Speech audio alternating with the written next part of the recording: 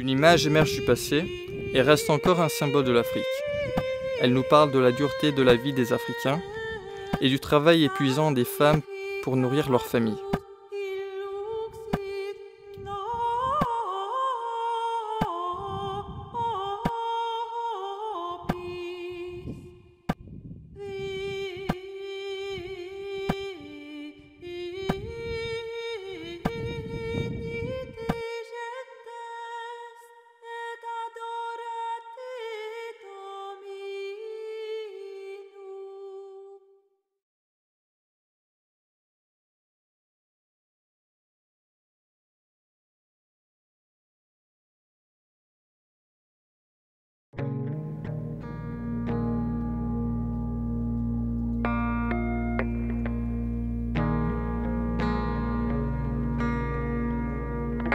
Ici, à Gandakilama, au pays d'Ogon au Mali, les villages sont vides pendant les saisons des récoltes.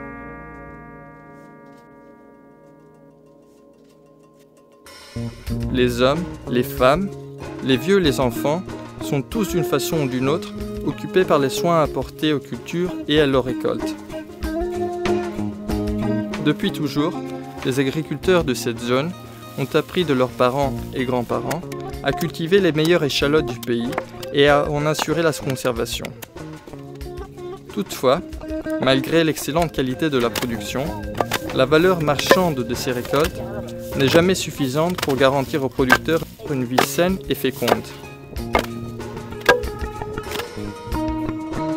Les ressources monétaires qu'ils peuvent tirer de ces échalotes, vendues fraîches ou séchées aux marchés locaux, ne leur permettront d'améliorer leur niveau de vie. Pour y parvenir, il faut que ces agriculteurs s'orientent vers une approche de la production davantage axée sur le marché.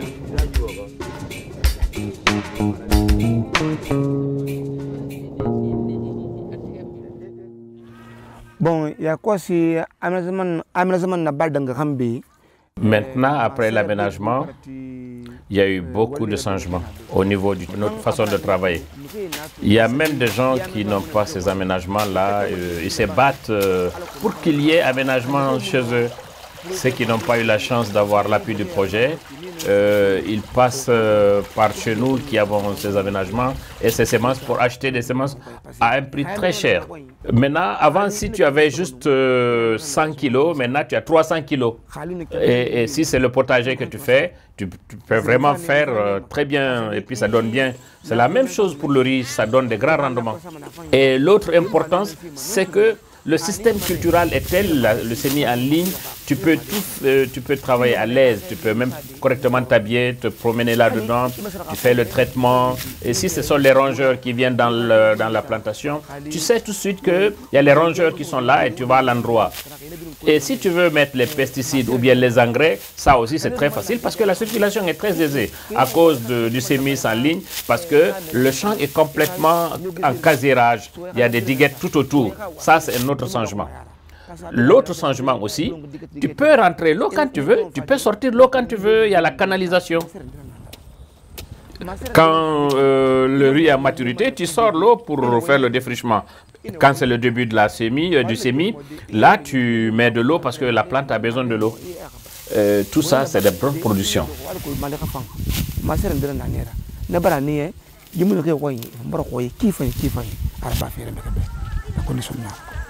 Voilà. En Guinée, une gestion appropriée du bas-fond de la laine, près de Kindia, a permis d'accroître la production de riz et de bananes, et plus important, à revitaliser l'ensemble des activités de la communauté. Ce qui exigeait une contribution de l'extérieur est désormais réalisé par les seules initiatives et compétences locales.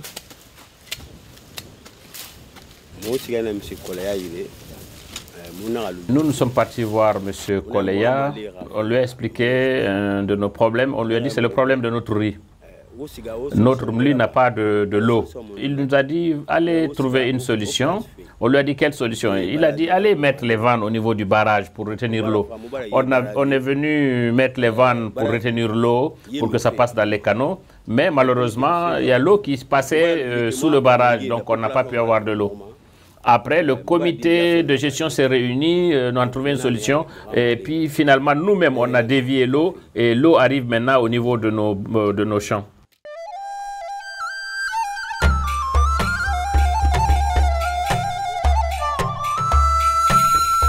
Cependant, l'augmentation de la production ne représente pas nécessairement une vraie solution pour assurer la sécurité alimentaire. Un problème essentiel reste à résoudre. Les produits agricoles sont périssables. Ils peuvent se détériorer très rapidement et très facilement.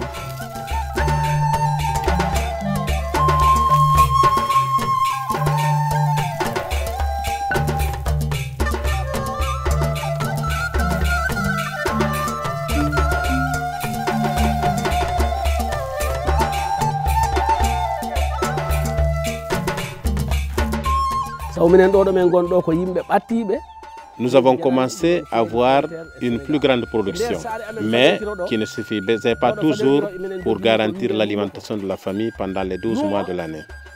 Devant tout cela, nous sommes victimes aussi de la pratique de la commercialisation. Nous sommes voisins du Sénégal. Pendant les récoltes, ils viennent avec de l'argent pour venir acheter à bas prix les productions céréalières que nous avons ici dans notre village. Parce que nous sommes loin des marchés locaux. Nous sommes 66 km de Bafata, le siège de la région. Et à partir de Bafata jusqu'à Bissau, ça fait 150 km. Vouloir attendre vendre les produits aux marchés locaux, nous avons des difficultés de transit. La route est mauvaise.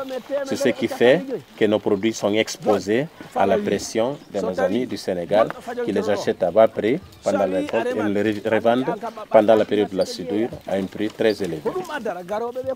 Un premier élément de réponse se situe au niveau des capacités de stockage afin de pouvoir assurer l'alimentation de la famille tout au long de l'année et de pouvoir, si possible, vendre une partie de cette production lorsque les prix augmentent. Ce surplus doit en effet constituer une réserve qui permettra à satisfaire les divers besoins de la famille ou à prévoir des investissements en vue d'améliorer les modes de production.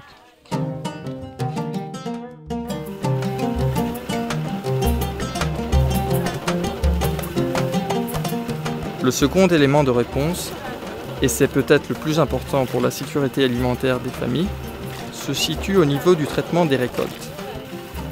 À Gandakilama, les agriculteurs ont adopté un nouveau mode de transformation des échalotes, afin d'accéder à de nouveaux marchés et d'améliorer leurs revenus. L'utilisation d'un hachoir moderne rend la mouture plus rapide et le produit plus lisse. Le processus de séchage s'en trouve facilité et la qualité du produit final est bien meilleure. Un autre avantage non négligeable de ce processus est que les femmes, en consacrant moins de temps au traitement des échalotes, peuvent davantage s'occuper de leur famille et entreprendre d'autres activités rémunératrices.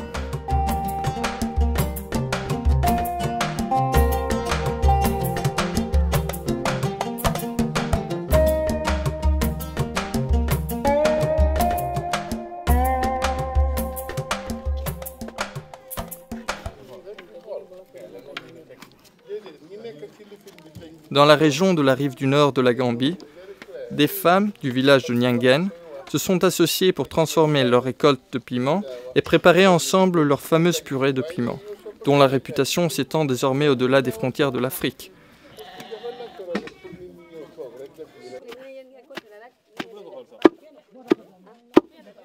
En Gambie, la sécurité alimentaire a été obtenue grâce à l'adoption de concept UV-UP, un village, un produit. Ce concept, qui a connu un grand succès en Asie, notamment au Japon et en Thaïlande, a été adopté en Gambie grâce à l'important soutien du gouvernement. Il a désormais rencontré l'adhésion croissante des producteurs agricoles de ce pays.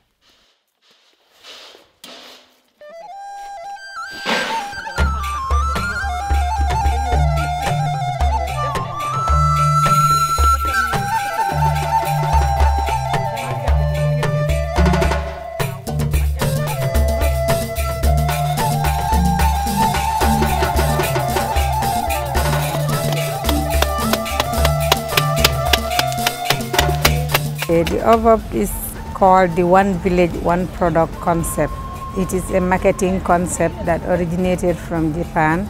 We are copying the L'UVUP est l'abréviation pour un village, un produit. Il s'agit d'un concept de marketing provenant du Japon et nous avons copié la version thaïlandaise. Ce concept conduit les communautés à choisir un produit pour lequel elles disposent d'un avantage comparatif et à développer sa production en utilisant des normes qualitatives élevées dans le but de les commercialiser.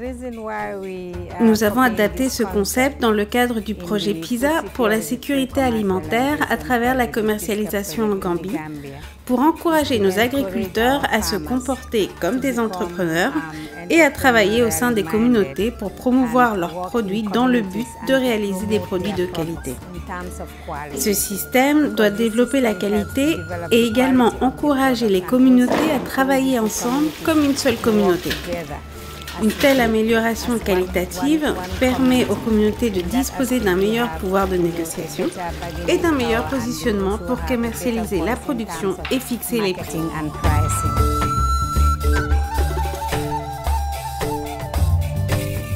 C'est ainsi qu'à Nyangen, les femmes ont élaboré une nouvelle approche de la production du piment. Elles ont modifié leur cadre de travail et ont amélioré leur production sur les plans qualitatifs et quantitatifs.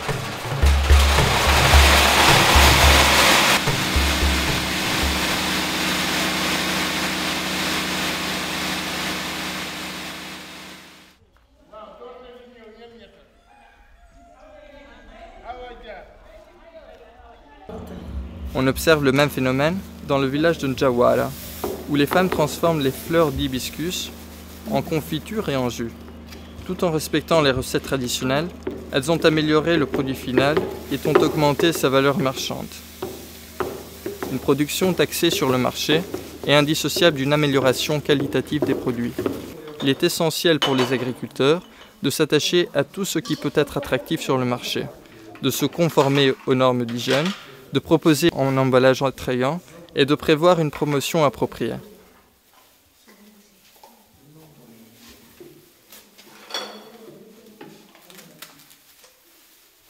Dans le système de mondialisation et globalisation, les produits agricoles sont plus ou moins confrontés aux produits importés. Et les thèmes il faut s'assurer que les thèmes d'échange soient améliorés au niveau local pour s'assurer que le producteur ait le revenu capable d'acheter les produits importés. C'est dans cette vision que dans les composants du programme PISA, où il y avait une composante diversification qui permettait aux producteurs de ne pas se focaliser sur un type de produit, mais de diversifier la production en fonction de la valeur ajoutée de chaque produit, qui lui permet que les produits locaux, comme les produits agricoles, que ce soit les fruits, les légumes, les céréales, une fois vendus, lui permettent d'acheter des produits importés, manufacturés, et dont le prix évolue dans certaines mesures plus rapidement que les produits agricoles comme les céréales produits localement. Donc cela nécessite maintenant que l'agriculture ne soit plus agriculture de subsistance, que ce soit une agriculture beaucoup plus moderne et compétitive par rapport à toute la logique de développement globalisé.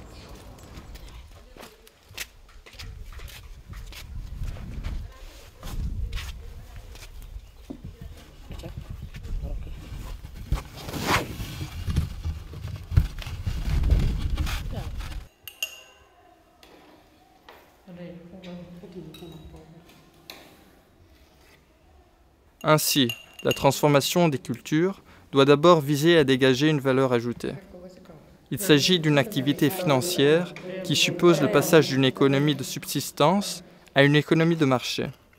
Il s'agit d'un changement de méthode, mais aussi d'état d'esprit et de comportement.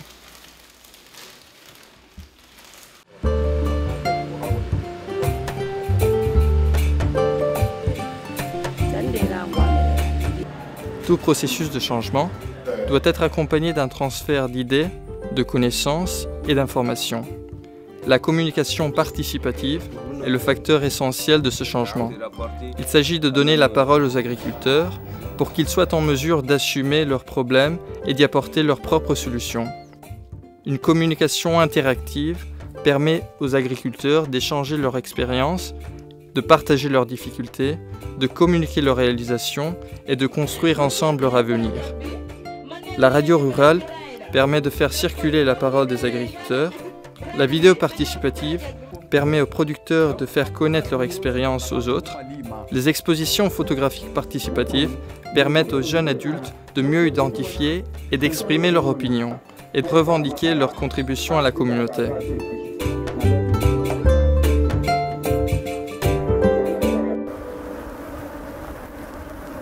Le développement rapide de la mondialisation redéfinit les besoins, fait émerger de nouveaux modes de relations et détermine de nouvelles responsabilités au sein des communautés.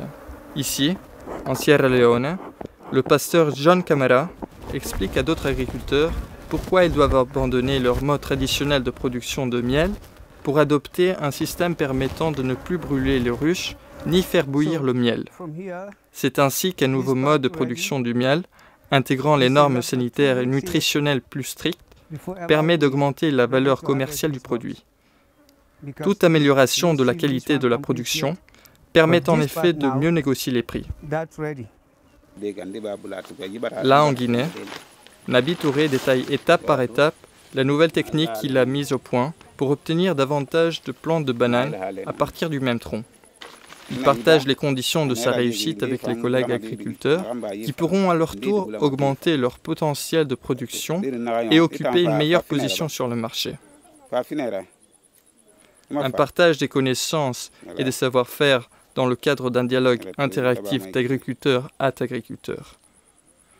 Un transfert des savoirs pour améliorer les méthodes de production et de commercialisation et renforcer la sécurité alimentaire pour une vie plus saine et plus productive. Un résultat inattendu, bien au-delà des objectifs visés par le projet.